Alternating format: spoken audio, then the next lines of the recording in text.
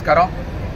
ఈరోజు కాకినాడ సిటీలో స్థానిక టూ టౌన్ నూకాలమ్మ సెంటర్లో వేయించి ఉన్న నూకాలమ్మ అమ్మవారికి ఈరోజు శాంకాంబరి అవతారం చేయడం జరిగింది.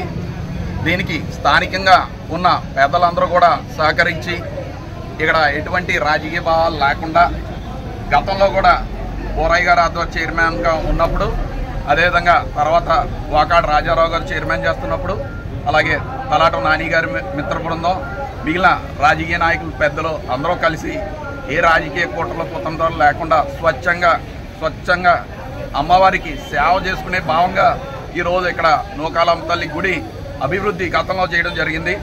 4 గ్రాములతో ఇచ్చిన దేవస్థానాన్ని 110 కాసులు చేసి తిరిగి ఎండోమెంట్కి లీగల్గా అప్పచెప్పిన ఘనత ఇక్కడ టూ టౌన్ సెంటర్లో ఉన్న స్థానిక ప్రజలకే ఆ గర్వం దక్కింది. అదేవిధంగా ఈ 5 సంవత్సరాల్లో కూడా కొండబాబు గారు ఎమ్మెల్యేగా ఉన్నారు.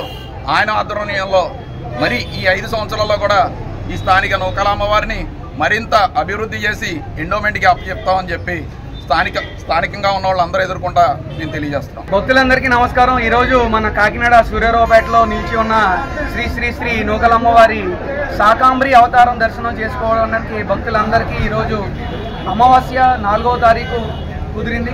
అయితే మన వనమాడి వెంకటేశ్వరరావు గారు ఈ ఏర్పాట్లన్నీ చేసుకోమని మా అందరికీ ఒక ఆదేశం ఇవ్వడంతో అందరూ ఉత్సాహంగా, ఎవరు రాత్రి పగలు అని చెప్పి లెక్క వేయకుండా మన కూటమి ప్రభుత్వంలో ఈరోజు అమ్మవారి మాకు ఈ భోగభాగ్యాలు అందించి ఈరోజు ఈ సేవ చేసుకునే ఒక భాగ్యం కల్పించారు. కాబట్టి అమ్మవారికి ఎంత విధంగా సేవ చేయగలిగితే అన్ని విధాలుగా సేవ చేసుకుంటూ, ముందుగా ఏంటంటే ఎప్పుడో ఉన్న మన నూకాలమ్మవారిది పార్కు చాలా పాడైపోయి దారుణమైన స్థితిలో ఏదో మనకి జంగిల్లాగా తయారైంది.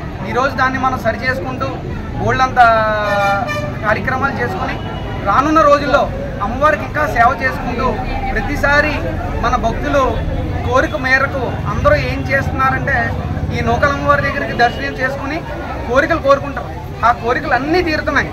అందుకని అమ్మవారు ఎన్నో దశాబ్దాలుగా పేరుగాంచి ఈరోజు ఈ దర్శనం చేసుకుని భక్తులందరూ ఆనందిస్తున్నారని చెప్పి దయచేసి తెలియజేసుకుంటున్నాం.